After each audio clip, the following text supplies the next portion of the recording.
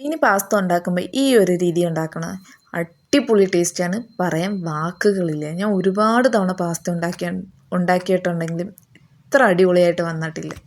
പക്ഷേ ഈ ഫുഡ് കഴിക്കാത്ത ആൾക്കാർ വരെ ഇങ്ങനെ ചെയ്ത് നോക്കിയാൽ മാക്സിമം ആ പ്ലേറ്റ് കാലിയാക്കി കഴിക്കുക. അപ്പം റെസിപ്പി നോക്കിയാൽ ആദ്യം തന്നെ മക്രോണി വേവിച്ചെടുക്കുക. ലേശം ഉപ്പ് ഇട്ട് അതിനുശേഷം ഒരു പാനിലേക്ക് ബട്ടർ, ക്യാരറ്റ്, ക്യാപ്സിക്കം ലേശം ഉപ്പും ചേർത്ത് ഒന്ന് വഴറ്റിയെടുക്കണം.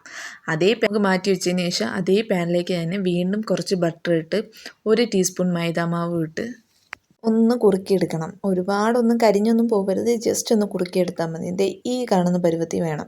എന്നിട്ട് ലേശം പാലൊഴിച്ച് കൊടുത്ത് ആ കട്ടകളെല്ലാം ഒന്ന് ലൂസാവുന്നവരെ ഇളക്കി ഇളക്കി കൊടുക്കണമേ. പാല് മൊത്തത്തോടെ എടുത്ത് ഒഴിക്കരുത്, ഇച്ചിരി ഇച്ചിരി ആയിട്ടേ ഒഴിക്കാവൂ.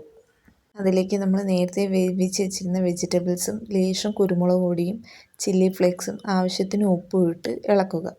ശേഷം നമ്മൾ വേവിച്ച് വെച്ചിരിക്കുന്ന പാസ്തയും കൂടി ഇട്ട് നന്നായിട്ടൊന്ന് മിക്സ് ചെയ്തെടുക്കുക. അങ്ങനെ നമ്മൾ ക്രീമി പാസ്ത ഇവിടെ റെഡി ആയിരിക്കും.